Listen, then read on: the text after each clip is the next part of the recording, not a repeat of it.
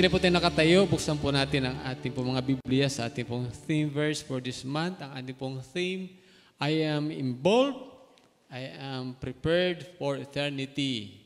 Amen.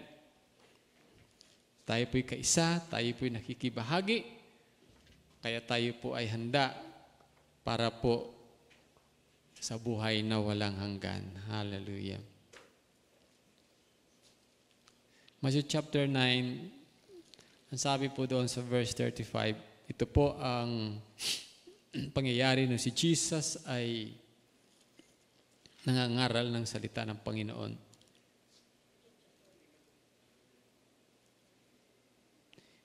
Nilibot ni Jesus ang mga bayan-bayan at nayon at nangaral siya sa mga bahay-sambahan ng mga Hudyo. Ipinipahayag niya ang magandang balita tungkol sa paghahari ng Diyos at pinagaling niya ang lahat ng uri ng sakit at karamdaman. Nang makita ni Jesus ang napakaraming tao, naawa siya sa kanila dahil napakarami ng mga problema nila at wala silang mahinga ng tulong.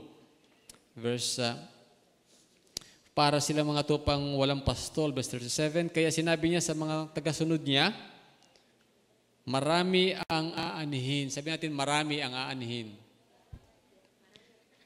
Marami ang aanihin. Pero kakaunti ang tagapag-ani. Kaya idalangin ninyo sa Panginoon na siya may-ari ng anihin na magpadala siya ng mga tagapag-ani. Ang Diyos po magpala sa mga salita ay makaupo sa presensya po ng Panginoon. Good morning po sa bawat isa, maging sila pong mga nasa kanilang mga tahanan. Hallelujah.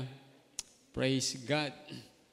This month we are celebrating ang ating pong Jesus Lord Church Worldwide Church anniversary, at it would be on October 30. Yan po Sunday 1 o'clock.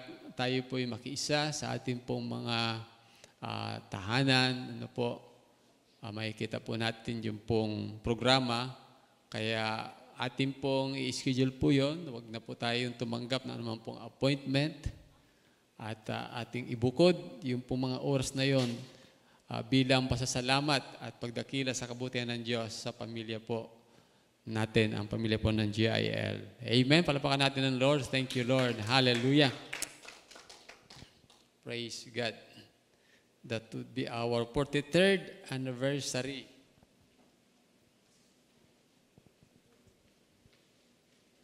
Ang ating pong tema ay about our involvement. I am involved, siyempre sa kingdom of God. And I am prepared for eternity. Yamang tayo po ay tumanggap sa Panginoon at tayo po ay mayroong katiyakan ng kaligtasan at buhay na walang hanggan, marapat lamang na tayo po ay iginigiit ang ating sarili na gumawa sa kaharian ng Panginoon. Kumbaga, sa isang pamilya, hindi ka karapat-dapat, hindi ako karapat-dapat, pulubi tayo, pero itong mayamang ito, inampun ka. No? At ngayon ay nasa malapalas yung tahanan ka. No? Ay, hindi naman po pwedeng paupo-upo pagka ganun ho ang pribilehiyo at karanasan mo, kundi bilang pasasalamat, bilang tugon doon sa habag at pagmamahal noong nag-ampon sa iyo at sa akin, tayo po ay gagawa at susunod kung ano po ang mga gawain doon sa malapalasyong tahanan ng umampun sa atin. Ang umampun sa atin ay Diyos Amang sumasalangit. Nung tayo tumanggap kay Jesus Christ, tayo po itinuring ng mga anak ng Diyos. Amen? Pero hindi ho nagtapos doon. Mayroon pong mga abilidad, talento, kakayahan. At mayroon din pong mga giftings, mayroong gifts of the Holy Spirit na ibinigay po sa atin upang magamit natin sa pamumuhay sa kaharian ng Panginoon. When we say kingdom living or involvement in God's kingdom, it means every effort that we do that glorifies the Lord. Ano mang gawain niya, nakikita man ng tao o hindi, para man sa Panginoon sa tao, Pero alam natin, ito'y kalooban ng Panginoon at paparangalan ang Diyos. Ano po? Ito ay kabilang doon sa sinasabi nating involvement o pagsasabuhay, pagsasagawa sa kaharian ng Panginoon ng Kanya pong kalooban. May mga ginagawa po tayo na hindi nakikita ng iba. Amen? Halimbawa, anumang ministry na marahil po ay hindi nakikita ng iba, nagpipray ka sa iyong tahanan, pinagpipray mo yung mga kapatiran na mayroong mga trangkaso, o dili kaya ay mga kamag-anak mo na mayroong mga sakit karamdaman, so wala nakakakita sa iyo, wala nakakaalam sa iyo, pero nandoon ka sa isang sulok niya, nagpipray ka. No. That is glorifying God. Marahil ikaw ay isang empleyado, pero ikaw ay matapat na empleyado, pumapasok ka ng tama sa oras, lumalabas ka ng opisina ng tama sa oras, at ginagawa mo ng may kasinupan at katapatan ng iyong trabaho. Nalulugod po ang Diyos yun. Ang Diyos sa ganun pong buhay. No? Involvement in the kingdom of God also means every effort that builds, that we do, that builds and edifies the church. Ano mang ginagawa natin na nagbibigay ng katatagan at nagbibigay ng kalakasan sa iglesia ng Panginoon, sa pamilya ng Diyos, no? Yun po ay masabi nating our involvement, ating pakikiisa, ating pakikibalikat. Sabi nga ng ating pong Sister Dory, ang kabiyak po ng ating Bishop Brother Eddie, no? Hindi tayo pabigat, kundi kabalikat. Amen. Hindi tayo pabigat. Paano ka nagiging pabigat ang isang mananampalataya? No? Sa halip na sumunod ng dire-diretso sa Panginoon, no? Balik ulit sa makamundong buhay, ups and downs, ang kanyang buhay espiritual, sa katagalan ng Kristiyano, dapat marami nang naakay sa Panginoon, pero dahil sa hindi maayos sa patutuo, hindi makausad yung gawain ng Panginoon at napupulaan. So, nagiging pabigat. Hello?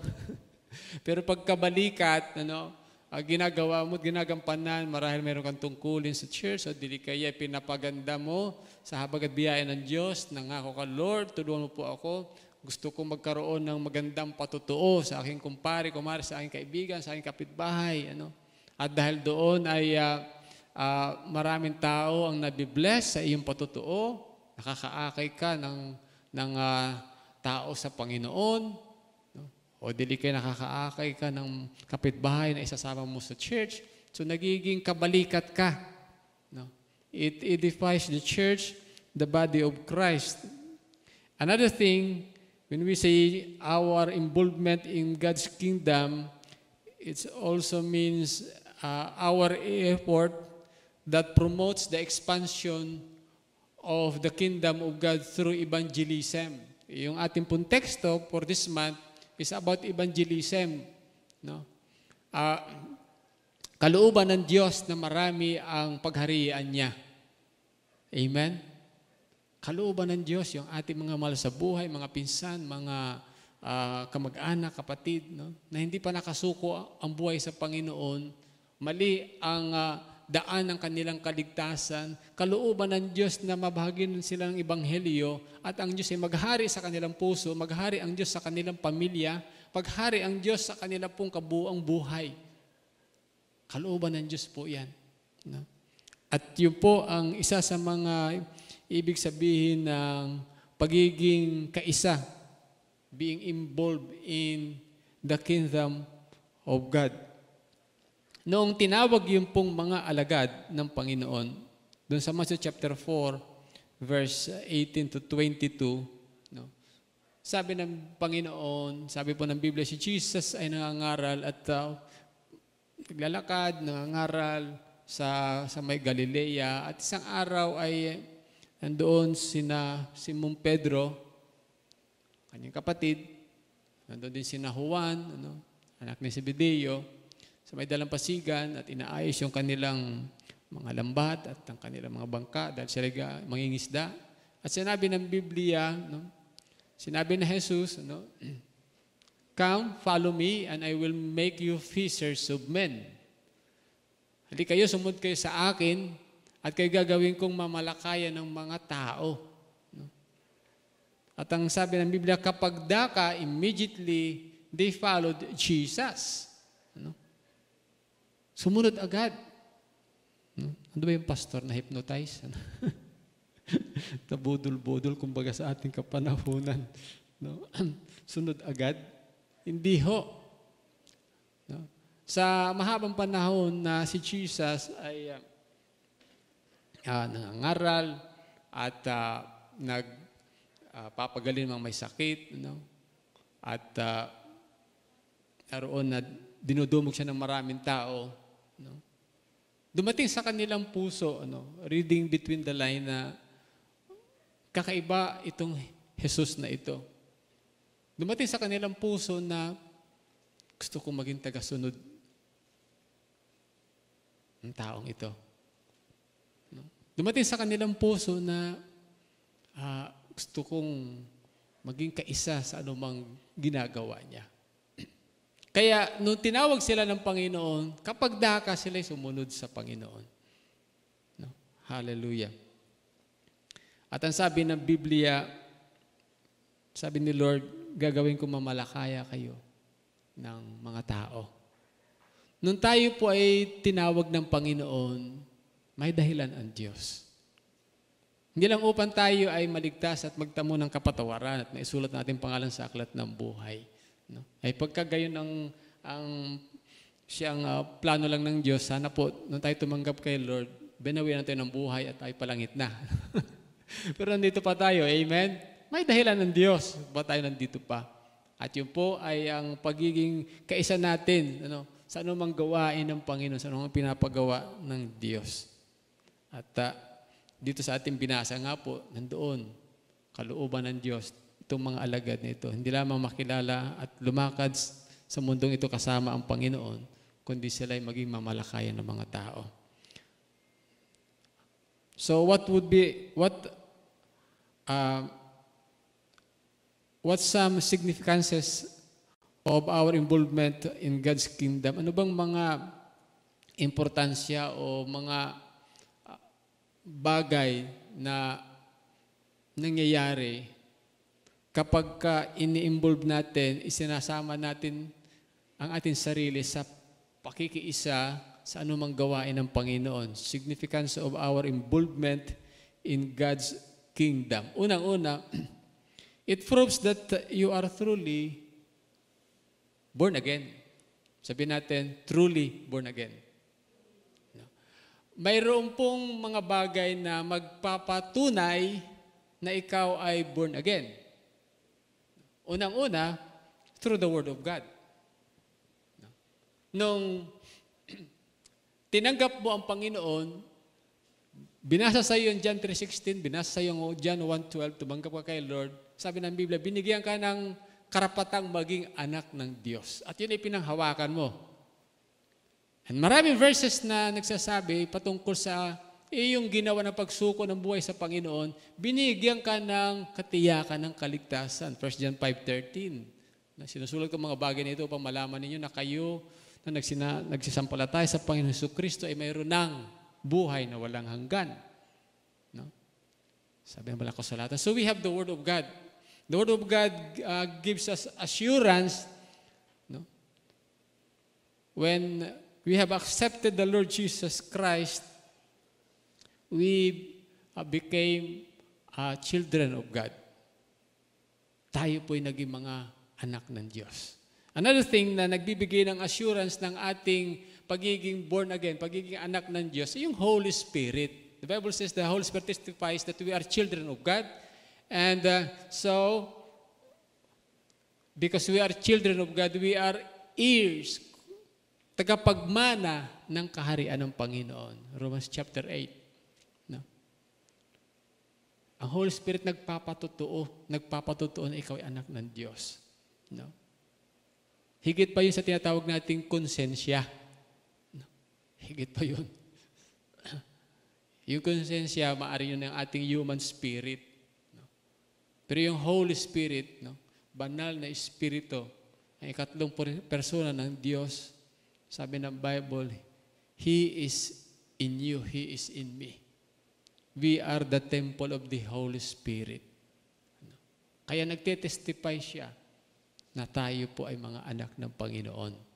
So we have the Word of God, we have the Holy Spirit, and we have also our testimonies, our very lives. Dapat nagpapatunay yun, no? Na tayo po yung mga anak ng Panginoon. No? Kaya pagka ang isang mananampalataya ay walang involvement sa kingdom of God, medyo malaking katanungan yun. Halimbawa, ang kanyang patutuo nakakasira na tagal-tagal ng mananampalataya, pero sinasabing siya mananampalataya, pero walang pinagbago sa ugali, walang pinagbago, lubog pa rin sa bisyo, o dili kaya ay kung manalita ay di ayos, matagal ng mananampalataya. Malaking katanungan yun, sapagkat sabi ng Biblia, nakipag-isa kay Kristo'y bagong nilalang. Amen.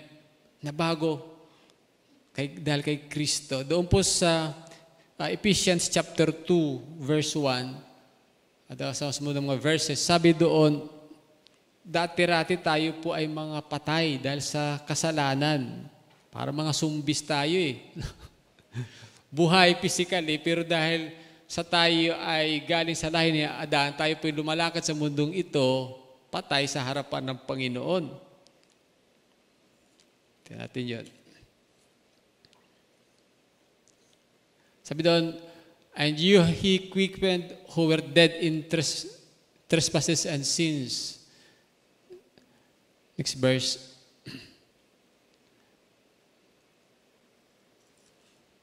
Hindi mabasa doon sa kabila, okay? Sabi dito, in which you used to live when you follow the ways of this world and of the ruler of the kingdom of the air. So, ang ating sinusunod noon, si Satanas. Hindi natin alam. At saka wala namang aamin sa atin na tayo tagasunod ni Satanas noon, di po ba? Pero sa realidad, sa harapan ng Panginoon, yun noon, ating pong buhay noon, yun ang ating buhay. All of us also live among them at one time, gratifying the cravings of our sinful nature. Atin laging sinusunod yung gusto natin, kung ano yung makakasaya sa atin, kahit alam nating mali at hindi kalooban ni Lord, doon tayo. Yun ang ating lumang pagkatao. Verse 4, but because of His great love for us, God who is rich in mercy made us alive. Binuhay tayo, na-born again tayo.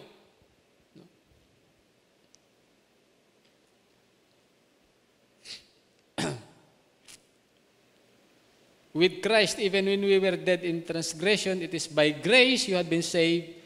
And God raised us up with Christ and seated us with Him in the heavenly realms in Christ Jesus, in order that in the coming ages He might show the incomparable riches of His grace expressed in His kindness to us in Christ Jesus. For it is by grace, another word na sinabi ni Pablo sa Epeso, it is by grace that you have been saved. Past tense po yun, nangaligtas. So ang kanyang sinulatan, mga mananampalataya na, mayroon ng assurance of salvation, no? Palangit na, kagaya ng ating tema, I am heaven bound, sa ating pong anniversary dito po sa GL Sampaga. It is by the grace of God that you have been saved through faith, and this is not from yourselves, hindi yan dahil sa iyo, galing sa iyo, not also because of your good works, verse 9, so that no one can boast. It is the gift of God. Verse 10, for we are God's workmanship, created in Christ Jesus to do good works, which God prepared in advance for us to do. So sabi dito, patay tayo dahil sa kasalanan, binuhay tayo sa ating pagkakilala at pagtanggap sa Panginoon, tayo ngayon ay mga anak ng Diyos. May katiyakan ng kaligtasan. At ang sabi ng Biblia, hindi nagtapos doon sa ating pananampalataya. Yung ating pagtanggap, yung ating pagsisisi. Hindi nagtapos doon ang plano ng Diyos. Kundi sabi dito, ang plano ng Diyos ay habang nandito tayo, kakitaan tayo ng mabubuting gawa. Amen. Kakitaan tayo ng mabubuting gawa. Kaya sabi ng Biblia, kayo ang ilaw at asin ng sanlibutan. Kalooban ng Diyos ng ating buhay maging pagpapala sa iba. Maging pagpapala sa iba. Kaya, nung tayo ma-born again, nung tayo po ay maging mananampalataya, mayroon tayong spiritual hunger. Mayroon tayong pagkauhaw sa mga bagay na spiritual. Magbasa ng Bible, dumalo ng gawain, mag-pray, sumuporta sa gawain ng Panginoon, mag-share ng Word of God. No? At higit sa lahat, inaayos po natin sa tulong at habag ng Panginoon yung ating patutuo. Itinatakwil natin yung mga masamang ugali at bisyo at anumang hindi kalugod-lugod sa Diyos. At sa biyaya ng Diyos, nagagawa po natin yon. Kaya nga sabi ni Apostol Pablo sa Galatians chapter 2, verse 20, hindi na tayo ang nabubuhay sa ating sarili, kundi ang Panginoon na nagbigay ng buhay sa atin. Siya ang dahilan kung bakit tayo nabubuhay. At dahil din sa Kanya, sa Kanyang habag, biyaya, talento at kakayahan na ibinibigay sa atin, nakakalakad tayo sa buhay na mayroon pong kabanalan at sa buhay na kung saan gumagawa ng mabuti. Amen? No? Gumagawa ng mabuti. Doon sa 2 Peter chapter 1 verse 1 to 11, tingnan po natin yun. Ay binanggit po dito si Apostol Pedro. Medyo mahaba-haba po ito. Pero doon sa verse 6, dahil dito dapat kayong magalak sa kabila ng iba't ibang pagsubok dahil ang mga pagsubok nito ay panandalian lang at dapat ninyong maranasan para masubukan kang talagang may tunay ang pananampalataya nyo. So, minsan, may mga pagsubok, pero kaparanan ng Diyos upang mismo tayo ay mapagtanto natin, ako nga ba talaga'y may pananampalataya at may katatagan na ba ang aking paglilingkod sa Diyos?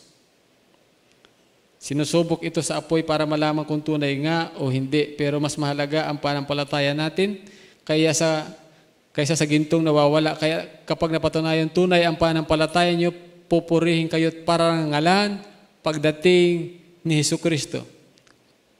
Kahit hindi nyo siya nakita, ay mahal nyo siya, at kahit hindi nyo pa siya nakikita hanggang ngayon, sumasampalataya kayo sa Kanya at nag-uumapaw ang inyong kagalakan na hindi kayang ipahayag ng bibig.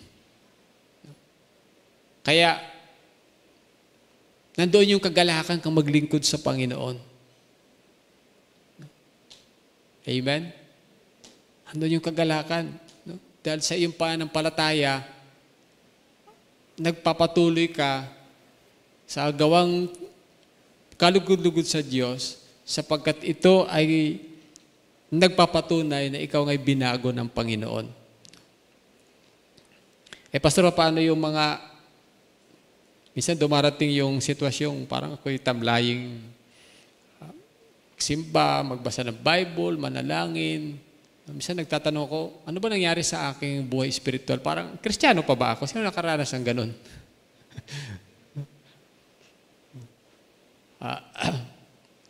Tapos kung pakinggan mo ang bulong ng dyablo, hindi ka na anak ng Diyos.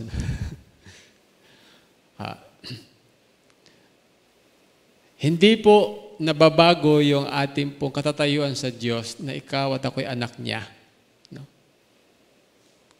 Yung relasyon hindi po nababago. Ang nababago po yung fellowship, yung ating ugnayan. No? Yung fellowship. sa Panginoon. Yung relasyon, yung katatayuan mo, mababago yun, libang magpasya ka talaga, ayaw ko na sa iyo, Panginoon, tatalikod na ako. Ito ang gusto kong makamundong buhay. No? Pagka gayon ang decision mo, sabi nga ni Lord, ang sino mang sumampalataya, ibig sabihin ay magpapasya ka, hindi ka pinipilit ng Panginoon. Hindi ka pinipilit ng Panginoon. So paano, ba't naranasan ko yung ganoong panlulumo at panlalamig? Ang totoo niyan, may sakit ka. COVID. Wala kang pang-amoy, wala kang panlasa. COVID spiritually, nawala na ang iyong panglasa sa mga bagay na spiritual. At pagka hindi naagapan, mamamatay ka. Kumbaga sa physical, pag hindi naagapan yung COVID sa iyong katawan, mamamatay ka talaga. Praise God sapagkat saganang habag at biyaya ng Panginoon. Na kapag tayo po'y nagkakasakit spiritually, nandoon yung Holy Spirit umuudyok sa atin, anak, magsisig, anak, magbalik loob ka. Anak, bukas ang dalawang kamay ng Amang sumasalangit upang tanggapin ka. Amen? Palapakan natin ang Panginoon. Kaya, ang isa pong significant po nito ng ating pong pag-involve sa kaharian ng Panginoon, it proves that truly you are a Christian. Ikaw ay manampalataya ng Panginoon. Another thing, our involvement in God's kingdom, it hastens the second coming of our Lord Jesus Christ. Napapabilis ang timing na pagbabalik ni Lord. Pwede ba yun? No. Doon sa Matthew chapter 24, verse 12 to 14, may binanggit doon ang Panginoon. Speaking about the end times, at isa po doon yung proclamation ng Word of God. Pangaral ng salita ng Diyos. Nasabi niya, and this gospel of the kingdom will be preached. And then the end will come.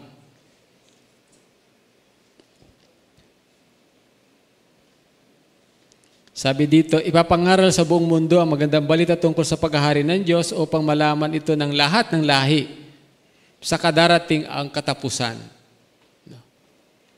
Hindi po natin alam yung God's table. At I do believe na nakafix na yun sa plano ng Panginoon. Pero tayo hindi natin alam. Amen? Hindi natin alam. Pero dito, binibigyan tayo ng hint ni Lord na ang isa sa palatandaan ng kanyang pagparito ay yung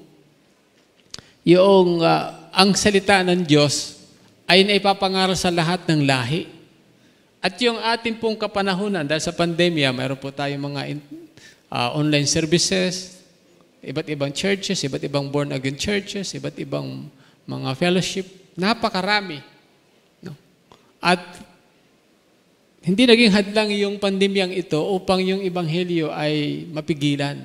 Sa katayin, lalo pa nga hong lumaganap. Amen. Depende kung ano po ang isinishare nyo. Baka pa TikTok kayo. At sa halip na Word of God at TikTok about your being a Christian, mayroon mga ganun naman po eh. Pwede naman gamitin po yun as a means of evangelism. Ano man po mga application na nandyan. No? Now, sabi po dito, ipapangaral ang salita ng Diyos. Parang ganito po yun eh. Halimbawa po ay ang sasakyan natin L3 na baloksa ko dun sa San Og. Maputik eh. So, tinulak na noon ng 3. Talagang walang magawa. Ay, mayroon dumating pang 3. Tumulak. Nakausad, nakaahon.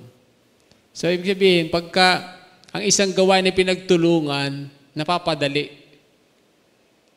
ang trabaho. Amen? At napapadali yung schedule. Halimbawa, sa isang trabaho, sabi ng boss, o gawin nyo ito. No? Kailangan magawa talaga yan bago mag-alas 4. Bago mag-uwian.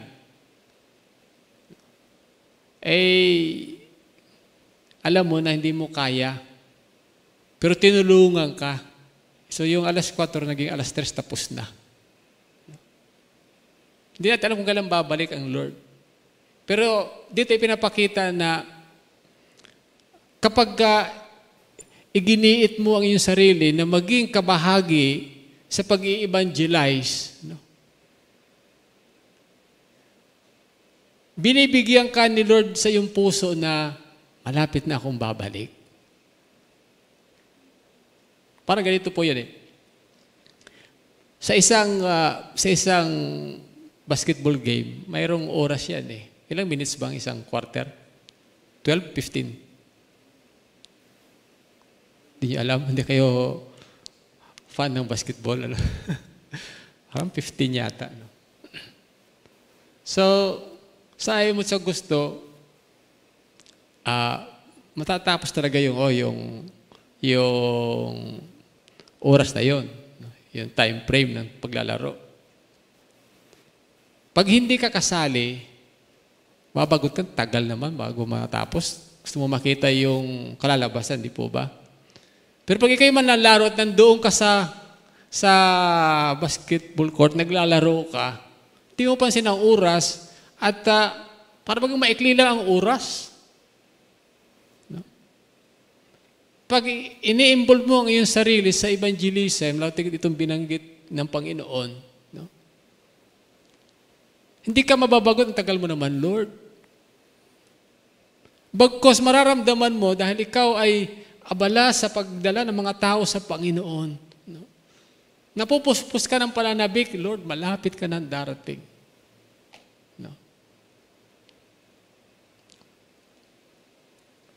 Kaya, kita niyo po yung mga masasayang Kristiyano na walang kapaguran sa buhay na ito, kahit na maraming gawaing bahay, kahit na maraming problema, pero masaya sila. Yung mga Kristiyano pong very involved, no, sa church, sa kanyang spiritual life ay very healthy, ang kanyang relasyon kay Lord, no? Masaya. At lahat po kayo masaya sa pangalan ng Panginoon. Amen? Lahat tayo dito ay masaya. Sapagkat atin pong ginagawa ng paraan na tayo po ay makapag-share ng Word of God kahit po sa ganito pong sitwasyon. Hallelujah. Mayroong isang nagsasabi na talagang tunay na malapit na ang Lord dumating. No? Pinagbasihan niya yung Psalm 90 verse 10. Yung Psalm 90 verse 10, parang sinasabi na ang average lifespan ng isang tao, 70, 80. No? So may nabubuhay beyond 80. Kagaya ng akin lula, nag-birthday kahapon, 96 years old. Salamat po sa mga bumati. Hindi tayong bumati eh. Meron naman pong binabawian ng buhay, wala pang 80. No? Katanayan po, aking lola, meron pong pumanaw na kanyang anak na wala pang 70, wala pang 80. No? So, sabi ng Psalm 90 verse 10, the days of our years, are 70 years and 10 or 70, and if by reason of strength, kung talagang malakas ka, 80 years o 80 years. Kaya,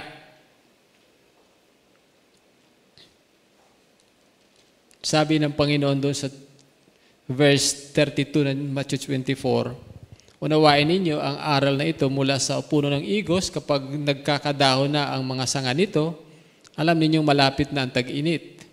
And he was talking about the nation of Israel kasi po ang national tree ng Israel ay ang fig tree, punong igos. Pag nagka-down daw noon, malapit ang tag-init. Ibig sabihin, malapit na ang kanyang muling pagbabalik. Ganun din naman kapag nakita ninyong nangyayari. No? At kung babasahin natin yung 24 about signs of His coming, sabi dito, nalalaman ninyo malapit na akong dumating. Sinasabi ko sa inyo ang totoo, matutupad ang lahat ng ito bago mawala ang henerasyong ito.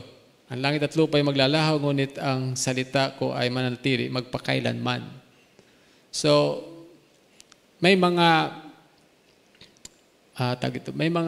nagtuturo na truly the Lord's coming is so near. It could be 2028.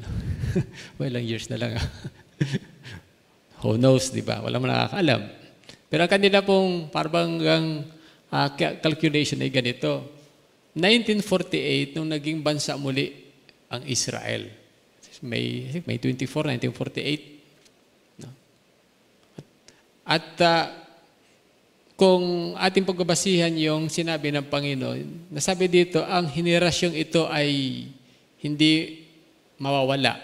Ibig sabihin yung henerasyong nandoon, 1948 nandun sila nung itinayo at kinilalang bansa ang Israel, no? Ay hindi daw sila mamamatay bago mangyari yung pagbabalik ng Panginoon. So, plus 80 years, 2028 nga, no? Who knows, di ba? Pero tingnan natin yung ating pong kapaligiran. Truly, we can read the signs of the Lord sa ating pong henerasyon na siya po talaga ay malapit ng babalik. At ang isa nga po dito ay yung pong pangangaral ng salita ng Panginoon. Abay kung ito na po yung pong isa sa palatandaan ng pagbabalik ng Panginoon, iimbulbo ng iyong sarili. Huwag na ho tayo yung nakahalukip-kip at nakamasid lamang. Kundi atin nang igit atin sarili, mag-share ng Word of God, magdala at mag-akay ng tao sa Panginoon. Kung hindi natin nagagawa, ipag-pray natin makilala sa Panginoon, isama natin, kumbidahin natin sa isang gawain, no? Sapagkat tunay nga, malapit na bumalik ang Panginoon. Amen? Yun po mga alagad, bago makiat ang Lord, sabi ng mga alagad, Lord, ibabalik mo na po ba ang kaharian ng Israel? And they were talking about the physical kingdom. Kasi nga, they are under the Roman government. Gusto nilang makawala. At mangyari yung pangako na yung Messiah ang maghahari. Ay si Lord ang Messiah. So, Lord, wala makakatalo sa iyo. Nabuhay ka mula sa mga patay. Di ba? Kaya ibabalik mo na po ba yung kaharian ng Israel? No? Actually, mangyayari po yun sa millennial reign of Christ. 1,000 years maghahari ang Panginoon. Pero ang sabi ni Lord, no, humayo kayo at gawing alagad ang mga bansa. No? Ang kaharian na gusto ni Lord na mapangyari una, bago yung physical kingdom sa kanyang muling pagbabalik, ay yung spiritual kingdom na maraming tao ang makakilala sa Panginoon, magsuko ng kanilang buhay. At ikaw at ako ang sinasabi ni Lord na manalangin sapagkat kakaunti ang mga ani, ang tagapag-ani. At praise God sa pribilehiyo na binigay sa atin. Pero sino tayo upang gamitin ang Diyos, no? Manalangin sa isang kapitbahay, sa isang kamag-anak, akayin sila sa Panginoon, share ng gospel of salvation. Di po ba? It's a privilege, amen?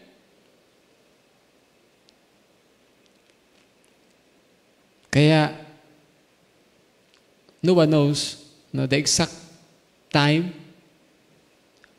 kung kailan babalik ang Panginoon. But we do believe truly we are living in the end times. In the very, very end time. And lastly, it determines what would be our rewards in eternity. Our involvement in God's kingdom determines what would be our rewards in eternity. Sabi ng isang manampalataya, kahit wala akong reward, basta ako doon sa isang sulok ng langit, basta ako nasa langit. Sinong gusto ng ganon lang?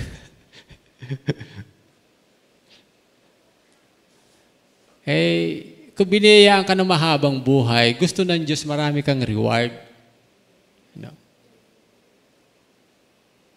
Ang ganun pong buhay ay nangyari lamang po doon sa taong nakapako doon sa krus kasama ang Panginoon. Sabi niya, Panginoon, sa iyong paghahari, alalahanin mo ko. So nananampalataya po siya na si Jesus ang hari. Nananampalataya po siya na mayroong gagawing paghahari ang Lord.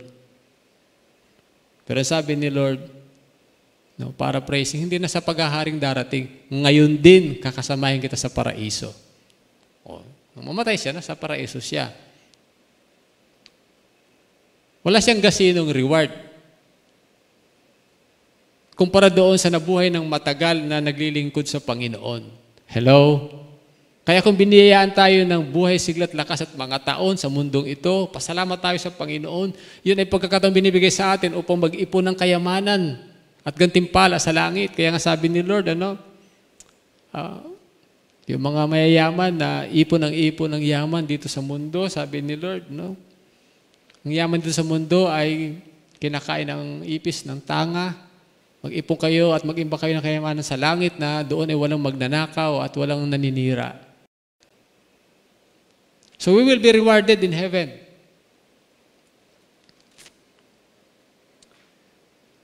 Doon po sa Matthew chapter 25, verse 19 to 21, a very familiar story, no, about giving talents. Kung kayo po nakinig last Friday doon sa ating NOP, kung hindi po kayo nakapanood, pwede nyo pong balikan muli. No? A very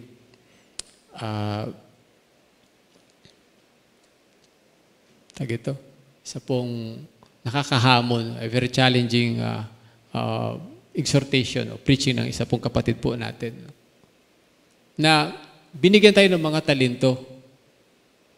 At ang gusto ng nagbigay ng talento doon sa parable, may tubo, may ganansya. At nagsumulit yung 5, Lord, binigyan ko ng 5, narito po, tumubo po ng 5. Lumapit yung 2, Lord, nandito po yung 2, tumubo po ng 2. Lumapit yung 1, Lord, nandito yung 1, sinasauli ko, natakot pa ako sa iyo, baka ka naman ay kumukuha ng hindi mo pinaghirapan. Kinonsensya pa ang Lord. Hindi niya alam lahat ay galing sa Panginoon. Sabi ni Lord sa taong yaon, walang kwentang alipin. Kaya naging bahagi niya ay doon sa walang hanggang kaparusahan. Pero yung nakatanggap ng 5 at tumubo ng 5, nakatanggap ng 2 at tumubo ng 2, sabi ni Lord, thou good and faithful servant, ikaw ay naging matapat sa maliit na halaga. Halika, pumasok ka sa aking kaharian. Tayo po ay gagantimpala ang pagdating ng araw. Kaya doon sa isa sa prinsipyo po ng paglilingkod sa Diyos na ating pong ipinapasa mula po sa ating pong spiritual director, Brother Eddie, the quality of our life in eternity, yung kwalidad ng ating buhay sa kabila, ay nakadepende sa ating kwalidad ng ating buhay at paglilingkod na may katapatan sa Diyos dito sa lupa.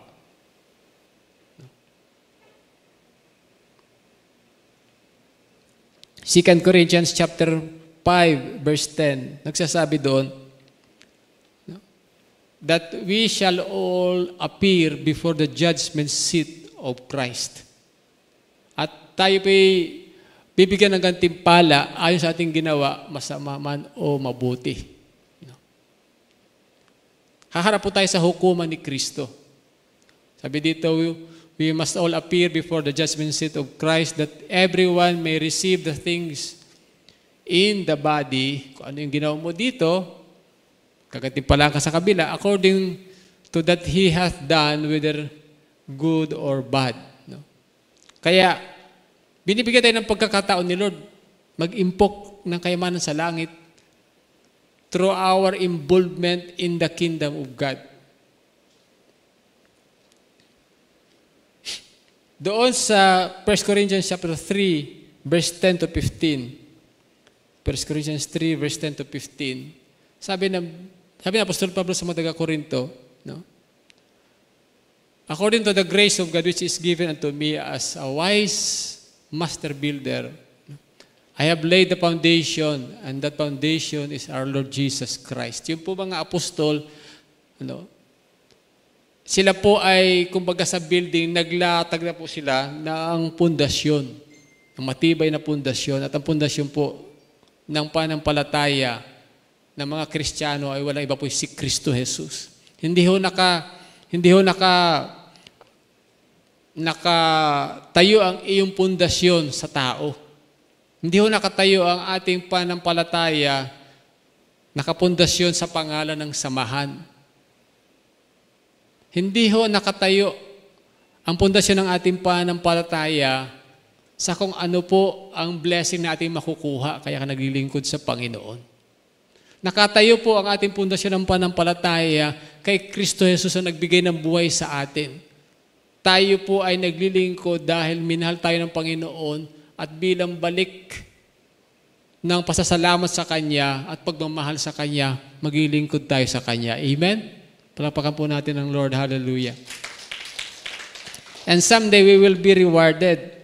1 Corinthians 3, 10 to 15. Basahin po natin yon. Sabi doon, verse 11, for other foundation can no man by lay than that is laid, which is Jesus Christ. Now, if any man build upon this foundation gold, silver, precious stones, wood, clay, stubbles, every man's work shall be made manifest, for the day shall declare it, because it shall be,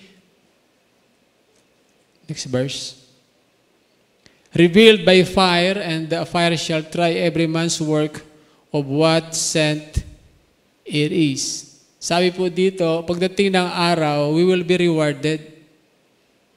At lahat ng ating ginawa sa pangalan ng Panginoon ay padadaanin sa apoy. Ibig sabihin, may proseso ang Lord kung anong klaseng paglilingkod ang ginawa natin. Kung ang ating daw paglilingkod ay kumakategorya sa ginto, pilak at mamahaling bato, mananatili po yun. It will be rewarded. Pero kung nakakategorya sa kahoy, sa dayami, sa papel, na nasusunog, mawawala pong gantimpala yaon. Kaya sa paglilingkod natin sa Panginoon, kinakailangan tama ang ating motibo. Amen. Kung ikaw ay nagbibigay sa gawain ng Panginoon, sumusuporta ka, kailangan tama ang iyong motibo. Kaya kapag din sa giving, di ba? Sabi doon, wag yung napipilitan. Kusang loob. Sa New Testament, ang hamon ay generous giving. Masaganang pagkakaloob, pero kinakailangan kusang loob, hindi napipilitan. Kaya, harap tayo doon sa hukuman ng Panginoon. Hindi upang hatulan tayo, o ikaw ay palangit, o ikaw, so-and-so, ikaw ay pa-impyerno. Hindi. Lahat ng mga manampalataya ay palangit sa piling ng Panginoon. Hahatulan lang tayo doon upang bigyan ng gantimpala. At nakakatiyak po tayo na magkakaiba po yung ating gantimpala. Amen. Pero tayo, may binabanggit ang Bible ng mga corona, crown of righteousness, crown of life, so on and so forth. So makikita natin doon, pagdating ng araw, na iba't iba ang kinang ng ating mga corona. Iba't ibang mga diamante o anumang palamuti sa corona po natin, depende po sa kung ano yung ginawa natin sa pangalan ng Panginoon dito po tayo sa lupa. At depende rin po sa motibo ng ating pong paglilingkod sa Panginoon. Kaya, kung biniyayaan ka ng mahabang buhay, praise God. No? Makakapag-ipon ka ng madami. Ng gantimpala pagdating ng araw. No?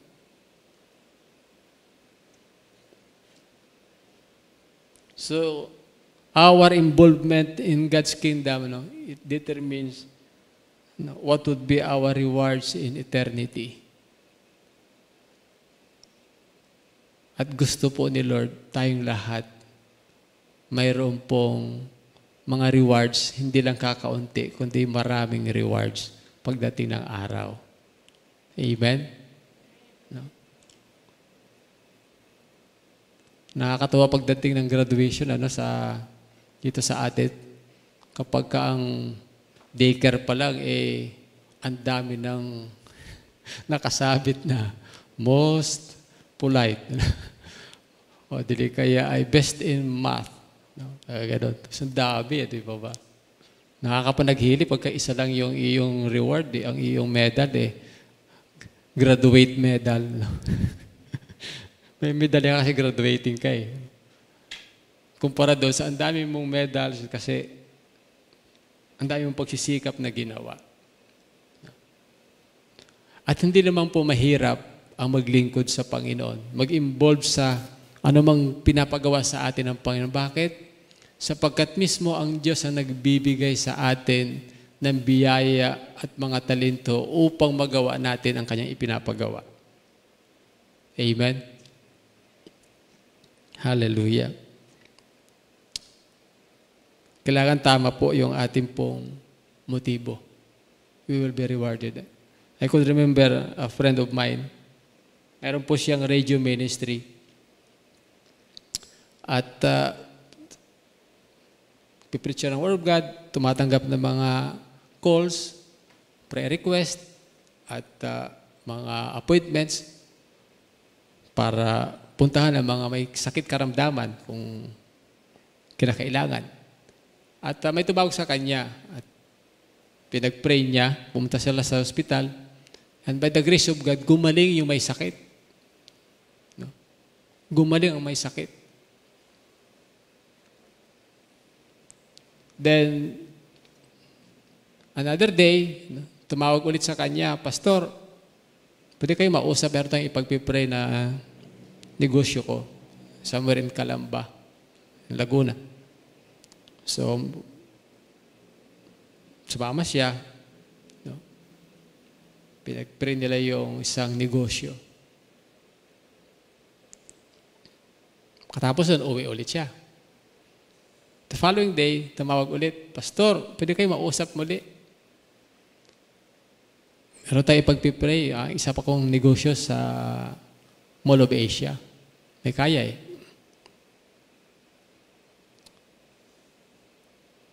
So, medyo hesitant na siya sumama. No? Kasi dami nang ginawa ng Panginoon sa kanya. Wala man lang blessing. Kumain nandun sa kanyang kalooban. Lahat na ba, Lord, puro tiway na lang. Parang ganun. Sino dito nakaranas sa maraming pinagawa pero puro tiway? Overtime sa opisina pero tiway, walang bayad. Di ba? Ganun. So, sumama pa rin siya. Pinag-pray yung pwesto. Then, tumawag ulit. Pastor, meron tayong pag-pray ulit. Pwede kayo sumama ulit kayo. Sasama ulit siya. Punta sila sa isang showroom ng mga sasakyan. Sabi niya, Pastor, ano kayong pinakamaganda diyang sasakyan na gusto kong bilhin? Gusto magdagdag ng sasakyan So, siya pinapili yung kulay, ganun. So, pumasok sa opisina yung bagong kakilala niya, Nagbayad. No? Paglabas Pastor, ito po ang susi doon sa napili yung sasakyan. Inyo na po yung sasakyan. Sabi niya, alam mo, Pastor Elmer, nung binigay sa akin susi, hagulol ako sa Panginoon. Iiyak ko, taas ako kamay. Luhod ako talaga doon sa showroom na yun. Ako umiyak sa Panginoon. Dami kong reklamo. Kaya sabi niya, salamat sa Panginoon. Binago ang aking buhay. May mga motibo tayo sa paglilingkod sa Panginoon na minsan ay mali. Right? Pwedeng pakita ng tao, pwedeng para mapansin, o pwedeng napipilitan lang. Kaya pagdating ng araw, sunog, walang gantimpala. Pero ako pa iniwala, hindi naman lahat ay ganun ang ating pong paglilingkod sa Panginoon. Alam ko po, marami tayong paglilingkod na kung saan tamang motibo at pagdating ng araw ay gagantimpalaan tayo. Amen? No? Gagantimpalaan tayo ng Panginoon. Kaya salamat sa Panginoon sapagkat binigyan po tayo ng pagkakataon ni Lord to get involved in His kingdom. No? Maaring ito sa ministry sa church, meron kang tungkulin, meron kang ginagampanan. Or it could be sa komunidad kung saan ka nagtatrabaho, kung saan ka nag-opisina o kung ano man ang iyong ginagalawan araw-araw. Pero doon ipinapahayag mo na naghahari ang Diyos sa iyong buhay. Binago ka ng Diyos. Nagsishare ka ng Word of God. At nagdadala ka ng tao sa harapan ng Panginoon.